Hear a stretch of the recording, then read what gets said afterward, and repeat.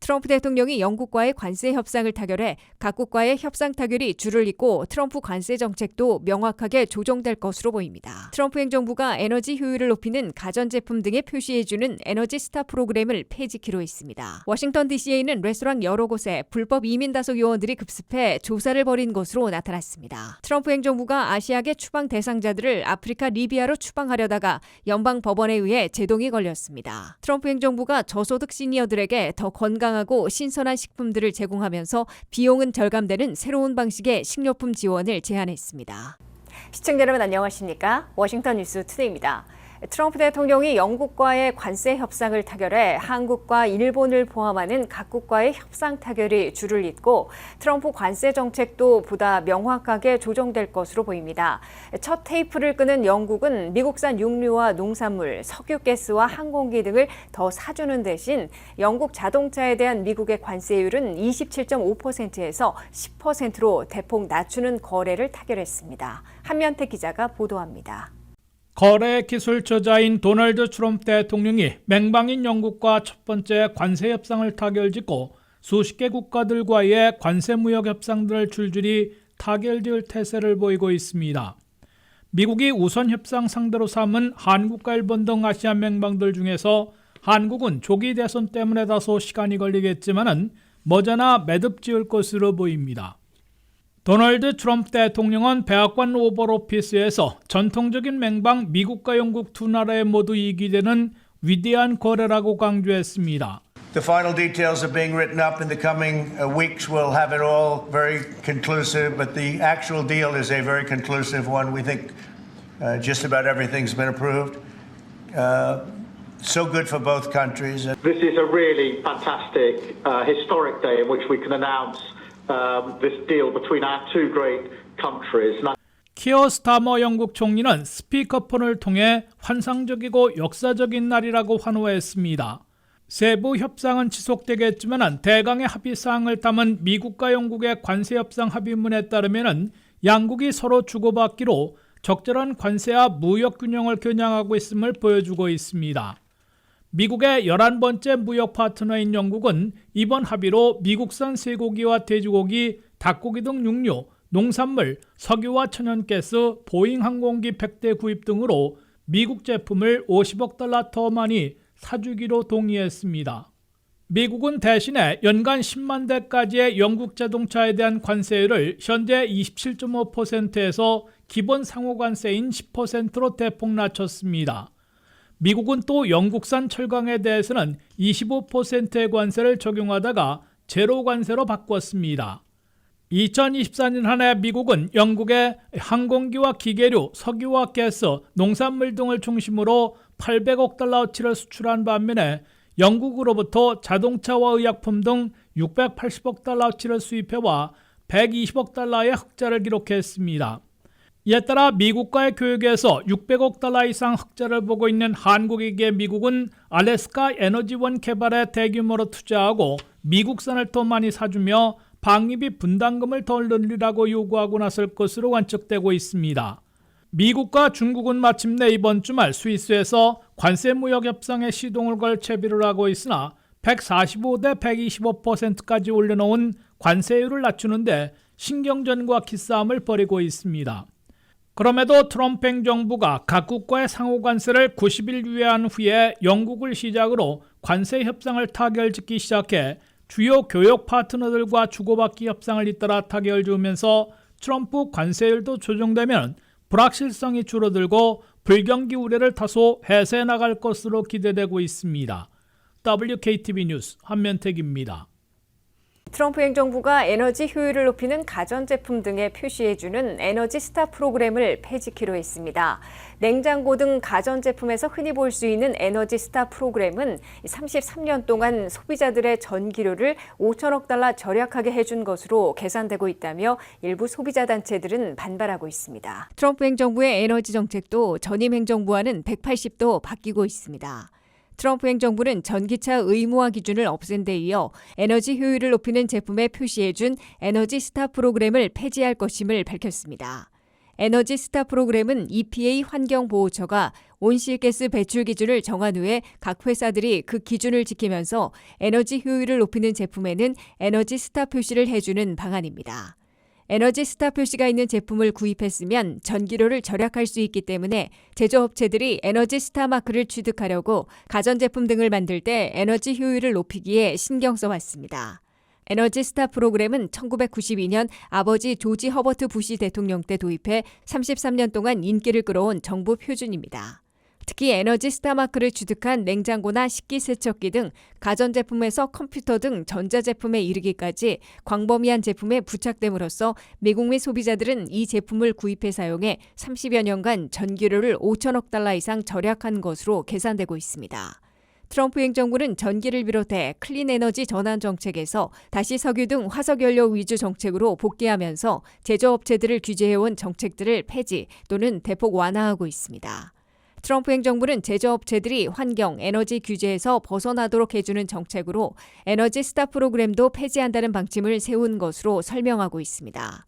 가전제품이나 전자제품 회사들이 에너지 스타 프로그램 없이도 에너지 효율에 신경 써 생산해낼 경우 부작용이 적을 수 있으나 에너지 효율을 더 이상 향상시키지 않을 가능성이 높아 미국 및 소비자들의 에너지 비용이 늘어날 것이란 우려도 나오고 있습니다. 민주당의 셀던 화이트하우스 연방 상원의원은 트럼프 행정부가 에너지 스타 프로그램을 없앤다면 경제정책이 아니라 경제 방해가 될 것이라며 강력 비판하고 있습니다. 일부 소비자 단체들은 트럼프 대통령은 취임 첫날부터 에너지 가격을 낮추겠다고 했으나 실제로는 에너지 비용을 더 쓰게 만들고 있다며 비난의 목소리를 내고 있습니다. 제조업체들은 에너지 효율을 높여 에너지 스타 표시를 하게 되면 제품을 많이 팔 수 있었는데 에너지 스타가 없어지면 전자, 가전제품 생산과 판매 시장에서 모두가 해를 입을 수 있다고 지적하고 있습니다. 트럼프 행정부가 환경보호처의 규제 완화 체계 하나로 제시한 에너지 스타 프로그램을 전면 폐지하게 될지 주시되고 있습니다. 톰 호먼 국경총수가 일터 급습을 3배로 급증시킬 것을 경고한 후에 워싱턴 DC에 있는 레스토랑 여러 곳에 불법 이민 다속 요원들이 급습해 조사하는 등 일터 급습이 본격화된 것으로 보입니다. 워싱턴 DC 레스토랑 급습에서는 한 명도 체포되지 않았으나 종업원 일부가 잠적했고 유아원, 양로원 등에서는 일터 급습으로 오인 신고하는 등 혼란을 겪었습니다. 한면태 기자가 보도합니다. 트럼프 행정부의 이민 단속이 일터 급습으로 본격 단행되고 있습니다. 추방작전을 진두지휘하고 있는 톰 호먼 국경총수는 출범 100일 맞이 백악관 브리핑에서 일터 단속을 3배 이상 늘릴 것이라고 공개 경고한 바 있습니다. Worksite enforcement actions have tripled this year, and it's going to triple again. Because in sanctuary jurisdictions especially, that means we go into the community. If we can't arrest them in the community, we'll arrest them at their worksite. 그 같은 경고대로 미국의 수도 워싱턴 DC에서 백악관 인근에 있는 유명 식당들 여러 곳에 이민 단속 요원들이 덮쳤습니다. 아이스 이민세관 집행국과 HSI 국토안보부 수사대 등의 유니폼을 입고 들이닥친 워싱턴 DC에 있는 유명 식당들 중에는 CBS 뉴스의 저녁 뉴스 앵커였던 로라 오드넬의 남편이 경영하고 있는 셰프 지오프와 유명한 밀리스 등 고급 레스토랑들도 포함되어 있습니다.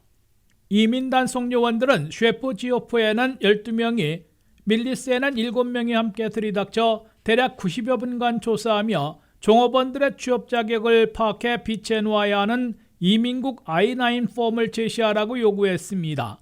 이 양식을 작성해 놓지 않았다고 밝히고 종업원들과의 대화도 불허하자 아무도 체포하지 않은 채 물러났습니다. 이들 이민 단속 요원들은 영장을 제시했으나 법원 판사가 서명한 게 아니라 다른 아이스 요원이 서명한 것이어서 유사 영장인 것으로 지적받고 있습니다. 이들 식당에서는 한 명도 체포되지 않았으나 최소 2명은 다시 돌아오지 않았다고 업주들은 밝혔습니다.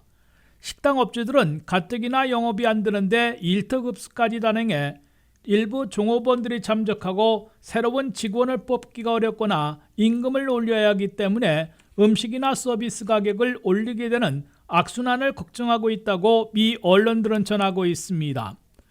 워싱턴 DC뿐만 아니라 최근 들어 뉴욕시와 시애틀 인근 등지의 건설 지붕회사 로스앤젤레스의 일일 노동자들이 대기 장소를 덮치는 일터급습이 급증하고 있습니다.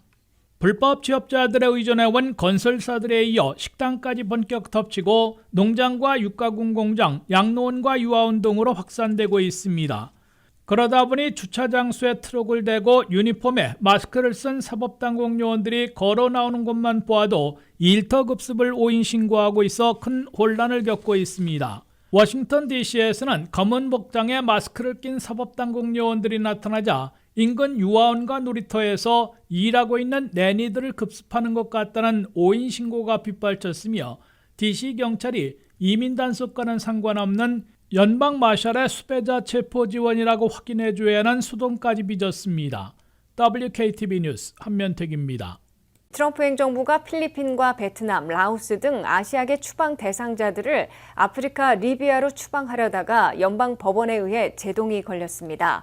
보스턴 소재 연방지방법원은 추방 대상자들일지라도 적법 절차를 거치지 않고 출신국이 아닌 제3국으로 추방하는 것은 법원 명령을 어긴 것이라며 일시 중지시켰습니다. 트럼프 행정부는 추방 대상자들 중에 신병 인수를 거부하는 국가들도 있는 데다가 강력한 추방 정책을 보여줄 필요도 있기 때문인 듯 출신국이 아닌 제3국으로 추방하는 정책을 단행하고 있습니다. 트럼프 행정부는 이미 베네수엘라 갱단원을 포함한 130여 명을 제3국인 엘살바도르로 추방해 시스코 감옥에 수감시키도록 했습니다. 트럼프 행정부는 엘살바도르 이외에도 인근 코스타리카, 파나마 등에도 제3국 추방을 실행한 바 있습니다. 그러나 제3국 추방 시에는 추방 재판 등 적법 절차를 밟아 추방 대상자들에게도 이의를 제기해 재판을 받을 기회를 제공해야 한다며 연방 법원에서 잇따라 제동이 걸리고 있습니다. 트럼프 행정부는 필리핀, 베트남, 라오스 등 아시아계 추방 대상자들을 아프리카에 있는 리비아로 추방시키려다가 연방 법원에 의해 제동이 걸렸습니다. 트럼프 행정부는 필리핀 출신 4명과 베트남, 라오스 출신 각 1명 등 아시아계 추방 대상자들을 텍사스 이민 구치시설에 수감하고 있다가 북아프리카에 있는 리비아로 추방할 계획이었습니다. 아이스는 이들을 한 곳으로 불러 모은 뒤 리비아 추방에 동의한다는 서명을 받으려다가 단체로 거부하자 한 명씩 독감에 수감하고 각자 리비아 추방에 동의할 것을 요구받았다고 변호인들에게 알려 문제를 제기했습니다. 리비아 추방 계획을 포착한 보스턴 소재 연방지방법원의 브라이언 머피 판사는 행정부가 아시아계 추방 대상자들을 적법 절차를 거치지 않고 출신국이 아닌 리비아로 추방하려는 것은 명백하게 제3국 추방을 금지한 법원 명령을 위반하는 것이라며 리비아 추방을 일시 가로막았습니다. 리비아는 아직도 2개의 정파들이 내전 중인 데다가 미 국무부가 지정한 최악의 인권 침해국이라는 지적을 받고 있습니다. 또한 이방인들에게는 매우 적대적으로 리비아로 보내질 경우 인권 침해를 당할 가능성이 매우 높다는 지적을 받고 있습니다. 트럼프 행정부가 저소득 시니어들에게 더 건강하고 신선한 식품들을 제공하면서 비용은 절감되는 새로운 방식의 식료품 지원을 제안했습니다. 트럼프 행정부는 농가로부터 직접 공급받은 신선한 농산물들을 시니어 가정에 직접 배달하는 프로그램으로 배급 과정에서 중재자를 없애 비용도 절감할 수 있다고 강조했습니다. 하지만 신선한 식품들이 시니어들의 필요를 충족시킬 수 있을지에 대한 우려도 제기되고 있습니다. 홍의진 기자의 보도입니다. 트럼프 행정부는 저소득 시니어들을 위한 식료품 지원을 변화시키겠다고 밝혔습니다. 현재 저소득 시니어들을 지원하는 프로그램의 예산을 줄이고 마하푸드박스라는 새로운 형태의 식료품 지원을 제안했습니다. 이 박스는 농민들로부터 직접 공급받은 식자재로 채워질 예정입니다. 트럼프 대통령은 현재 식료품 프로그램이 제공하는 고염도의 선반 보관식품 대신 직접 농민들에게서 조달된 신선한 식품이 포함될 것이라고 강조했습니다. 농무부는 새로운 계획에 대한 구체적인 사항은 밝히지 않았습니다. 다만 이 마하푸드박스가 미국 농민들로부터 직접 공급받은 식자재를 가정으로 직접 배급하는 방식이 될 것이라고 설명했습니다. 농무부는 현재 식품 지원 프로그램으로 매년 약 73만 명의 저소득 시니어들에게 3억 8,900만 달러의 예산을 통해 식료품 지원을 제공합니다. 반면 새로운 계획과 비슷한 형태의 푸드 스탬프 프로그램은 지난해 약 1,000억 달러를 지출하여 4,100만 명의 미국인들에게 지원했다고 밝혔습니다. 트럼프 행정부는 새로운 마하푸드박스 제안을 통해 저소득층 시니어들에게 더 건강한 식품을 제공하고 식품 배급 과정에서의 중개자를 없애는 장점이 있다고 주장하고 있습니다. 농무부는 마하푸드박스는 더 건강한 식품을 제공하고 신선한 농산물을 포함할 것이라고 밝혔습니다. 이를 통해 농민들로부터 직접 신선한 식품을 공급받는 방식으로 더 영양가 있는 식단을 시니어들에게 전달할 수 있다고 말했습니다.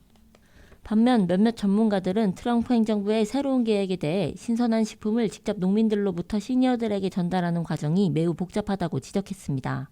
시니어들에게 신선한 농산물만을 제공하는 것이 실질적인 도움이 될지 의문이라고 말했습니다.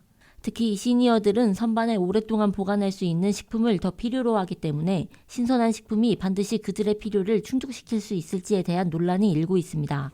현재 식품 제공 프로그램을 담당하고 있는 담당자는 시니어들이 우리에게 의존하고 있다며 현재 식품 제공 프로그램이 효과적으로 기능하고 있다는 점을 강조했습니다. 그는 또한 마하푸드박스에 대한 구체적인 물류 정보가 부족하다며 새로운 제안에 대한 세부 사항의 부족함을 지적했습니다. WKTV 뉴스 홍우진입니다. 이상으로 워싱턴 뉴스투데이를 마치겠습니다. 시청해주신 여러분 고맙습니다.